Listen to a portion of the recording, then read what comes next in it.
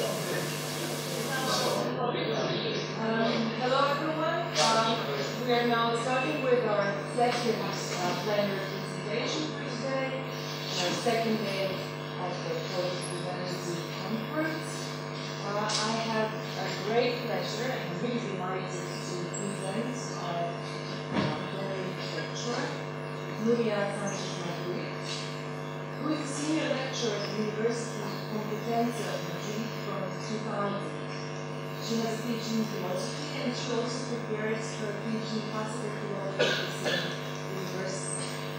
Her main research lines are classical German thought, history of ancient philosophy and history of political ideas, especially focusing on Aristotle, Kant, Valence, and Locke. She is associated member of the Center of Philosophy of the University of Lisbon and the Peoplehood of the University of Madrid. She has been visiting professor and researcher at universities in Brazil, Chile, Germany, France, Portugal, Italy, and Turkey, and is author of more than 180 publications, editions, and translations. She was Vice Chancellor of International Relations and Erasmus Coordinator of the Faculty of Philosophy at the University of Complutense of Madrid in 2010 to 2014, collaborates with different assessment academic agencies, and is member of the board of the Philosophy Academic Society of Spain. Her lecture for today is entitled Politics of Peoplehood, the Birth of a New Nation. Without further ado, I give the word to Nuria. Thank you, Adriana, for this long and flattering introduction. I'm very happy to be here with your group, your research group on social engagement, and to have this opportunity to know the research to do in this Institute of Philosophy and Social Theory. I will read my paper, and I hope that afterwards we could maintain some discussion about the claims I write here in this text. You know the title, Politics of Peoplehood, the Birth of a New Nation. Political legitimation of national states traditionally claim ethnic or religious homogeneity as a requirement that systematically condemn to exclusion large sections of population. Taking as backdrop the aftermath of the traditional correspondence between nation, people, and state, I shall attempt to sketch a new conception of peoplehood, not based on class, race, or religious membership, but rather on the acceptance of interdependence among manifold social and cultural differences, and on the framing of new membership models. Basically, I will attempt to explore new avenues of political research regarding the future of nation with the following goals. A, to argue for the acknowledgement of differences as a positive action leading to build local political membership at a global scale. B, to criticize the model that considers the neoliberal state paves the way to political and social development, taking especially into account Balkan people protests against this message. And C, to claim a new conception of peoplehood as a hinge between society and partisan structures. First section, the differences we belong to. One of the most rooted prejudices about the forging of a nation draw to national homogeneity and feelings expressing cultural belonging, as if they were the aesthetical feature of a nation-embedded political demand. It's a matter of fact that the modern framework of the nation-state is based on powerful images of enmity that charge the nation-state with the task of defending itself from other homologous political entities or potential internal separatist agents, secessionist agents. Therefore, the murmur of warfare lies under the foundations of modern nation. But the postmodern constellation, inspired, for example, in Habermas, did not succeed to start and consolidate a new political order released from this ballast. As an example of this, my own country, Spain, officially acknowledged with the advent of democracy 4 languages in the state aside Castilian: Basque language, Catalan, Valencian language, I think it's a dialect of Catalan, but it's a different language, and the Galician language. But any governmental measures were taken to spread the knowledge of all these languages in our high schools, whose exams do not take them into account. Only Castilian is the official global language of the state, and also of these final exams in our high schools. Condemning these other languages to minority and local status. People of my age from Madrid were forced to learn Catalan by their own means for accessing to the worldly appreciated literature in this language. According with this hegemonic point of view, far from Kantian hymns in favor of the rule of law along all the surface of the earth as the clue to solve our problems, ethnic, religious, and political confrontations surround us everywhere we move. From the conviction that social and cultural differences design the backdrop of concrete politics, I suggest to apprise their political scope by reading accurately an excerpt of a survey that George Orwell carried out in the 30s of the past century regarding mine workers groups and their families in England. The Road to Wigan Pier is the title of this survey. It highlights this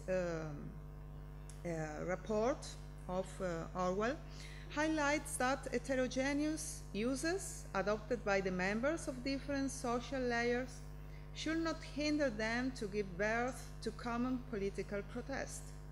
On the contrary, these different uses are intended to lead them to the only path open to aggregate common forces with the aim at defending all together against shared enemies. Orwell does not hesitate to identify this enemy with economic exploitation of all workers and with the ongoing pressure of failure experienced by the called middle class, by the spread middle class. I will quote an excerpt from this survey of George Orwell.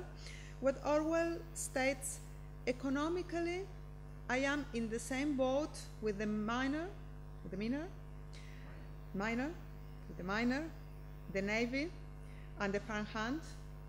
Lay the emphasis on that, and I will fight with them.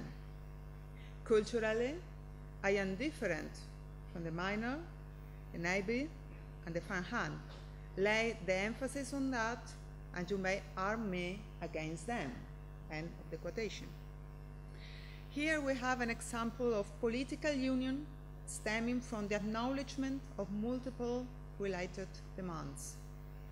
Orwell forces the reader to acknowledge that behind every political strategic agreement lays a stubborn disagreement regarding the sources of value that each group considers part of their identity. Yet this should not discard an effective cooperation grounded on the basis of shared damages. This seems not to lie pretty far from Ernesto Laclau's, the ancient advisor of Cristina Fernández de Kirchner in Argentina, from Ernesto Laclau's claims for making of the notion of totality more a horizon than a ground previous to the emergence of a political project. In this context, I appreciate that to remove the blindfold hindering the subjects to notice a common social suffering will help to discover unexpected political partners. Yet, I am not claiming for retrieving an alleged civic virtue as tolerance to bring down the alleged negative effects that heterogeneity yields for collective coexistence and cohabitation. Kant already spoke in his well-known What is Enlightenment about the presumptuous title of tolerance, which Goethe and Mirabeau also viewed in the 19th century as an insult and a temporary attitude called to fall into a full recognition of the values of others. I share Wendy Brown's misgivings against a virtue pervaded by a depoliticizing function, since it toleration tolerates, despite the redundancy, a hegemonic judgment that does not need to be reviewed in turn through the process of toleration itself. Instead of dwelling on the production of stigmatized, non-normal identities, the tolerated identities, as the not heterosexual or the not nationalist, toleration, I find, more useful politically to fly as a banner the unknown ground that lead different people to an unexpected, pragmatic, and actual consensus. Even if I don't agree with all features entailed by the unchosen condition, which Judith Butler has repeatedly argued for, I consider that social and political cooperation should not depend on emotional upheavals, but on the consciousness and perception of an insurmountable interdependency that inspire our actions regarding the public goods we share. I quite agree that equal exposure to precarity and consciousness about interdependency are preconditions for the good life, and thus build up a sheltering scaffold which takes in political appearance here and now at a global space. As Butler has repeatedly highlighted, the unsought way that we are determines our political subjectivity before we dispose of the tools able to scrutinize it. Popular protest could not be understood without making first of the street the house of people, where the eye discovers that she is also we, and thus that an unchosen plural condition precedes and provides all her actions with a sound basis. Even if precarity stamps its hallmark on human bodies, Butler asserts that it also boasts that an unexpected community comes into view by the means of a precontractual interdependency that guides the search of values for defending an equal life. According to her, the language of a gathered population should not be confounded or reduced to the language of autonomy and dominance. Yet, it should rather acknowledge the unfailing labor of translations and transactions as its unavoidable task.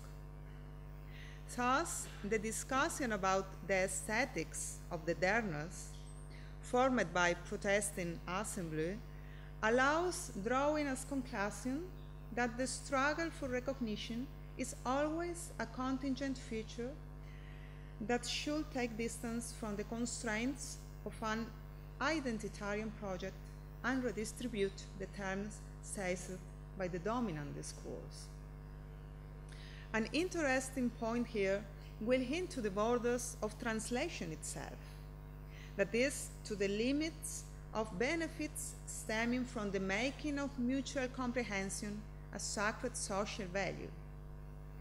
Diametrically opposed to transparency, real understanding at a psychological, social, and political level should better admit that the background made of darkness, fuzziness, and impotence, from the point of view of modern autonomy patterns, rules the whole process. Hence, common commitments and participation should not lose effectiveness for avowing their incapability to shape a universal subject having as main outcome to outshine multiple differences. On the contrary, I claim that the common political projects have to overcome the class ideology without forgetting that it survives disguised in cultural and social enriching heterogeneities. Without remembering it, we might take the risk of hurriedly building up a fetishized and filmy image of the community we really belong to. Second section, the neoliberal state has no enemies, the Balkan case. As is well known, but still requires to be spread enough through all European countries, especially members of European Union, the advent of liberal capitalism in the former Yugoslavia did not reverse poverty and underdevelopment problems. On the contrary, a deep dependency on foreign capital and waning sovereignty and democracy were the reverse of the coin of the fall of Yugoslav socialist model.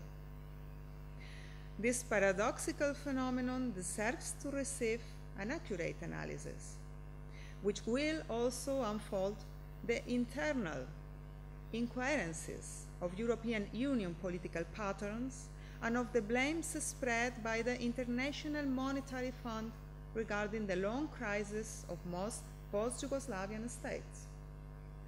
Furthermore, it should be accurately evaluated whether the current implementation of national state has become an exercise of a kind of populism without the people, charged with the task to prepare more and more people to passively abandon themselves to neoliberal anarchism.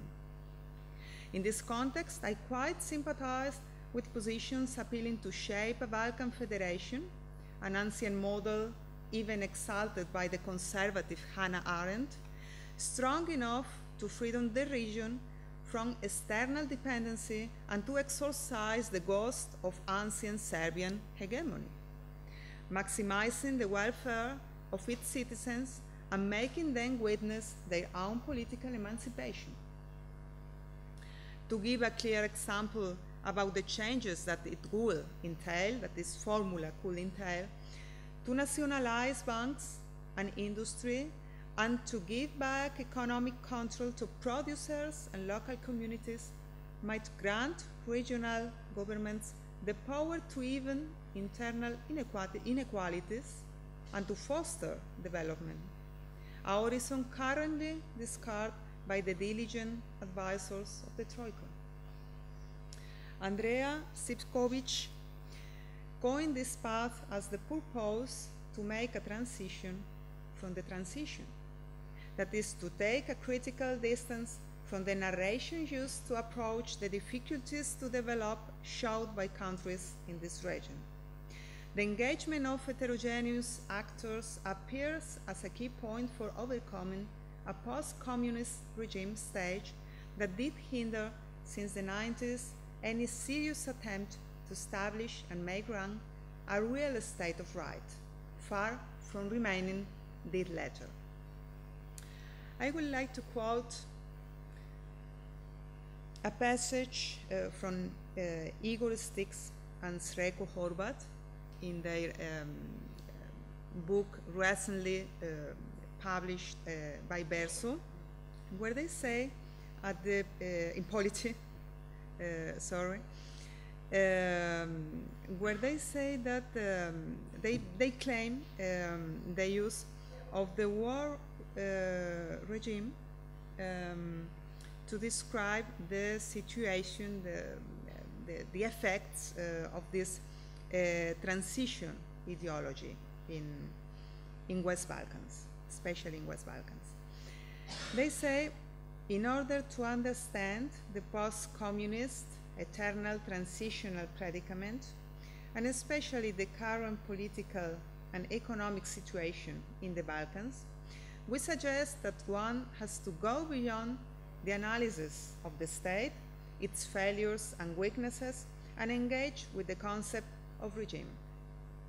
The post-socialist regime is a conglomerate grouping political elites, attaches businesses and their Western partners, media corporations, non-governmental organizations promoting the holy couple of electoral democracy and neoliberal economy, organized crime, itself intimately related to political and economic elites, predatory foreign-owned banks, and finally, a corrupt judiciary and control unions. End the quotation. My impression is that European Union authorities not only encouraged the former Yugoslavian countries to replace former institutional and status structures, which should have been adapted to a democratic framework by the awful regime depicted by Sticks and Horvat. Moreover, they did not hesitate to reduce the region to the Pandora's box of mythical forces: nationalism, racism, xenophobia, which they considered to have definitely get rid of from European social imaginaries. Yet scholars as Tanja Petrovic argued that, on the contrary, European Union suffers similar symptoms that it's not disposed to recognize as a common burden shared with Western Balkans. This kind of discourse hardly arrives to conceal the European desire to keep its own threats outside its borders, which entails the propensity to leave the Balkans beyond them. This usual European appraisal has been rejected more than a decade ago by Etienne Balibar in We the People of Europe, a helpful and then cutting-edge remark, since supervision and colonization have become in the new century the lure bringing to European future, and thus a clear message conveyed to the actual and possible candidates to European Union membership. Thus returned to a mixed narration that makes of European periphery the bulwark protecting Europe from barbaric enemies, but at the same time dreads the full reception of countries that fall outside the longed union in the no man's land of the needful border. As Wendy Brown has pointed out, the multiplication of walls, imagined or factual, belongs to a conception of sovereignty where the discourse about national safety and the fear against a fussy enmity become key points. As Wendy Brown in World States Waning Sovereignty points out, viewed as a form of national psychic defense, walls can be seen as an ideological disavowal of a set of unmanageable appetites, needs, and powers. They facilitate a set of metalepses in which the specter of invasion replaces internal need or desire, and the specter of violent hostility replaces reckoning with colonial displacements and occupation. Through their ostentatious signification of sovereign power and definition of the nation, they also deflect anxieties about the disintegration of national identity and about the decline of state sovereignty. End of the quotation.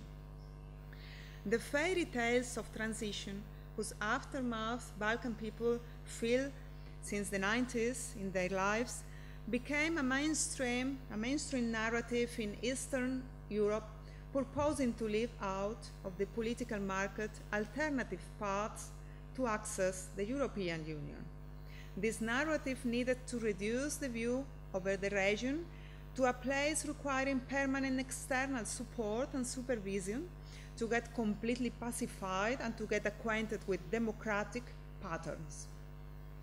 As the former and unforgettable European Union Enlargement Commissioner, Olli Rehn, claimed in plain language, the painful measures taken in the area should not lead its people to feel, I quote Rehn, as takers of externally imposed conditions, but rather as makers of their own future, the classical topic of domination.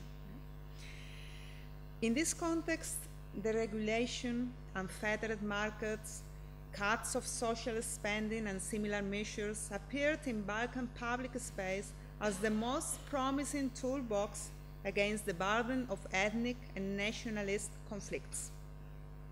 Yet reality has proved how much far from the truth was the mantra telling that liberalization of economic policies would adequately prepare the path to access to the European Union.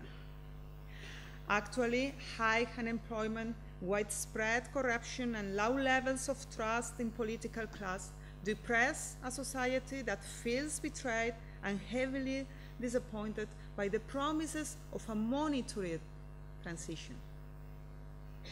As Igor Stix and Sreko Horvat have highlighted in the future of radical politics in the Balkans, protests, plenums, Paris, in this book published not in verso, I corrected in polity. Non-institutional forms of organization and action have replaced in all Europe the function of motor of social and political development supposed to be fulfilled by the alleged European Union institutional map and agenda. Both hint to the 2014 upheavals of workers aroused in Tuzla, in Bosnia and Herzegovina, and quickly spread from there to other Bosnian cities with the aim of demanding unpaid salaries and pensions, engaging soon students and other professionals, focusing on the fact that, I quote, most canton governments resigned and the canton assemblies mostly accepted the main demands of the plenums, although their implementation remains another issue.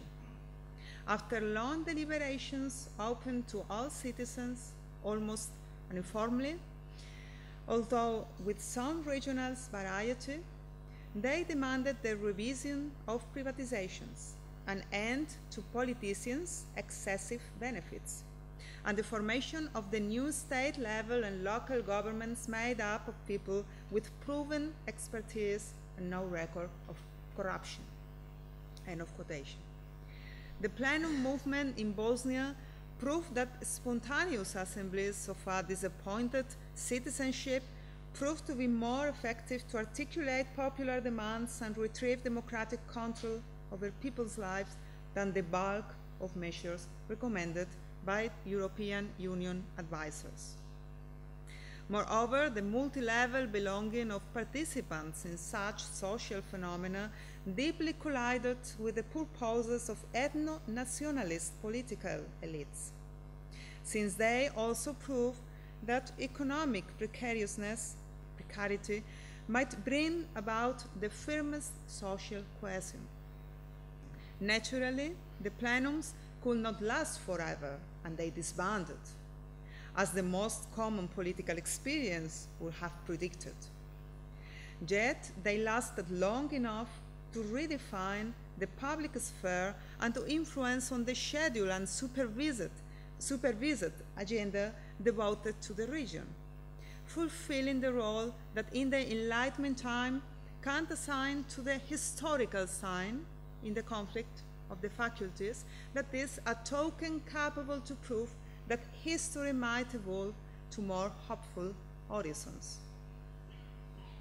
Thus, between protests and plenums arises a connection matchable with Kantian intuitions and concepts, as following also Sticks and Horvath. I quote them: "Without the protests, the plenums will lose their capacity to apply pressure, and without the plenums, the protests will lose their legitimacy and articulation." End of quotation. Put differently, this theory's normative ground should learn from contemporary social practices that put ordinary people in the center of visibility and the political agenda, making that their voice matters.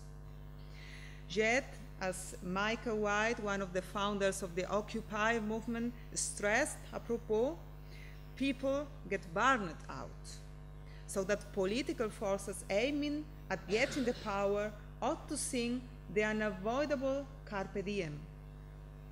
This perception of the simultaneously strong and vulnerable evenementiality of popular demonstrations should inspire political initiatives prepared to leave a more enduring impact in Balkan societies and able to successfully take part in the polls, conscious that social movements offer the more reliable basis to couch partisanship for the complex dialectics of the present.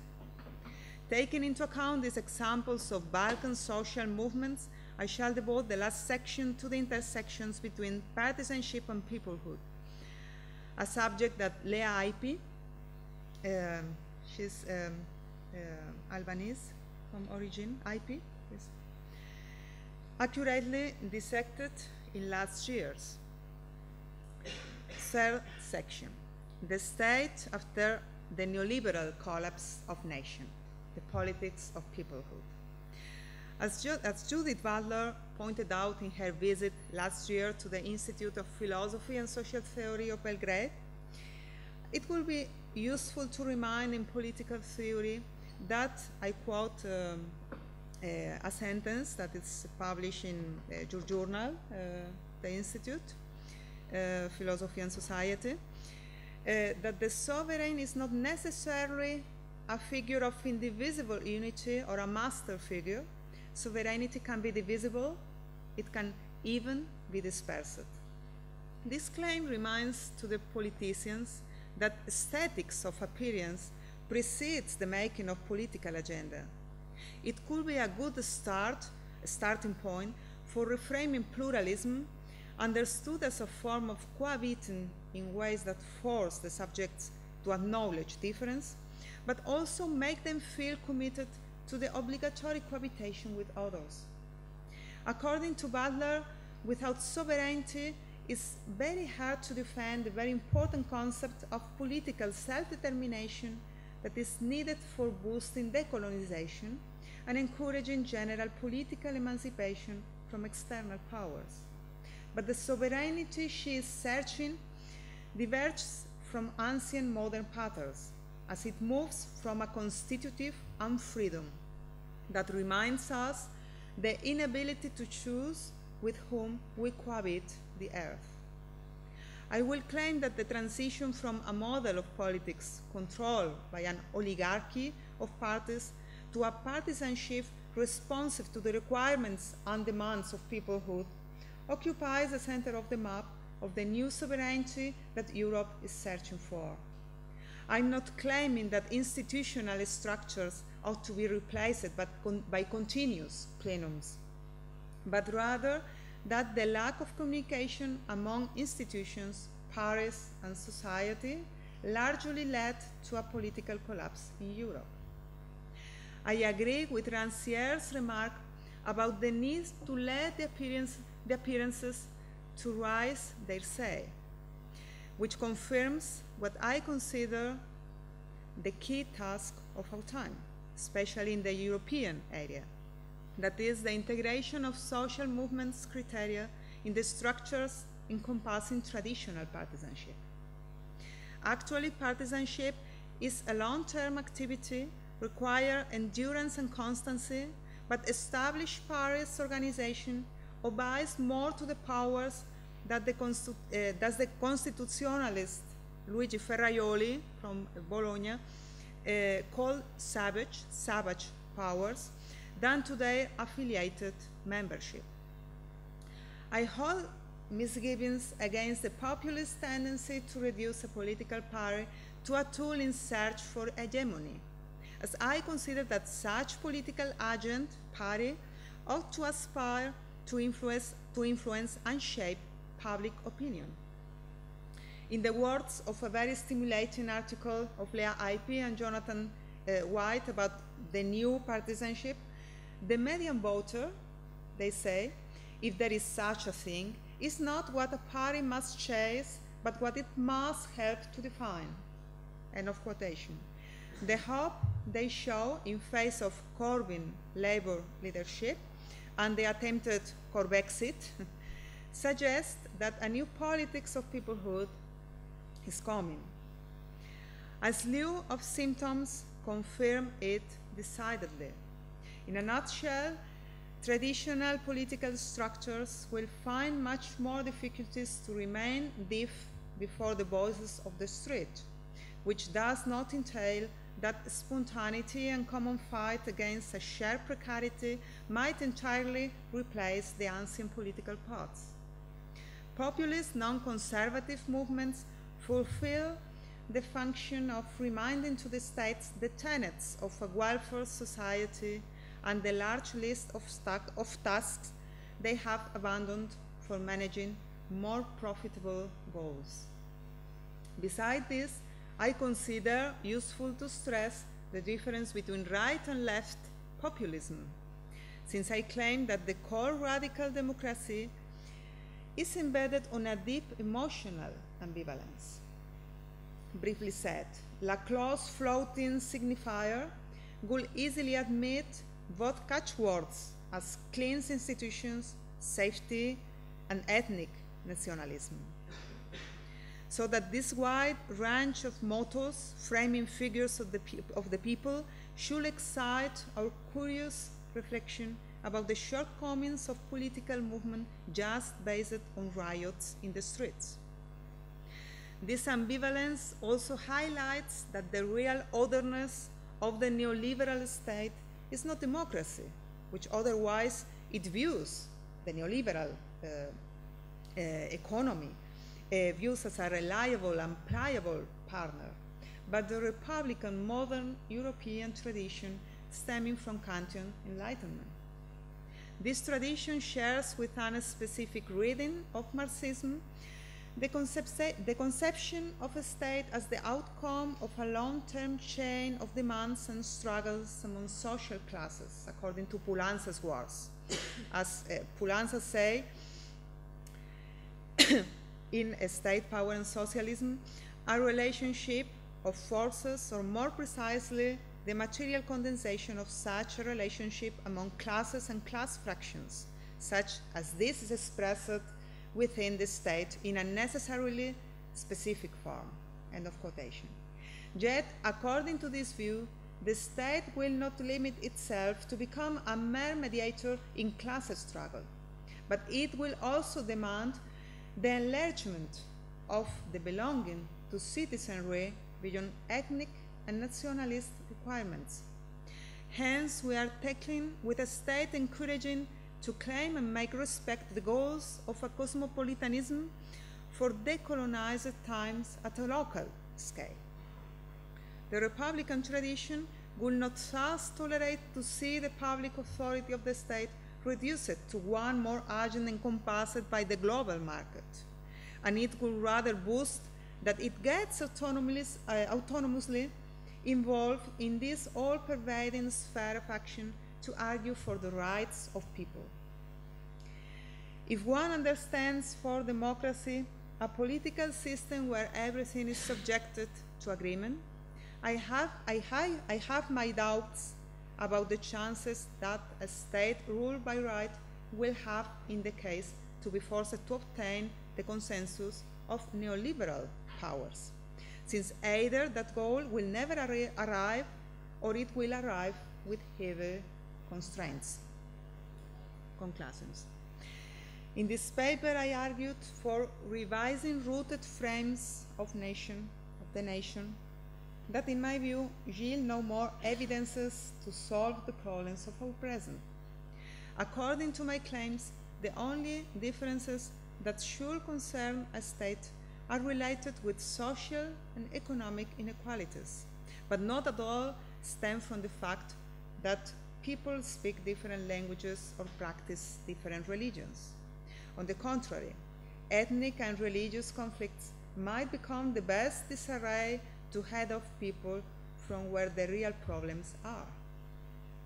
Hence, politics of peoplehood, born committed with the conception of freedom that draw to remove the blindfold more than to an alleged spontaneous free behavior. That blindfold prevented to clearly perceive which forces abducted the institutions and disguised as a state of right, and unfortunately, European Union did not choose the side of law and order. Balkan plenums arrived as a reminder of all tasks to be done for improving the political maturity of a society that gave in the past great examples and formulas regarding coexistence and cohesion of plural cultures and nations. Thank you for your patience.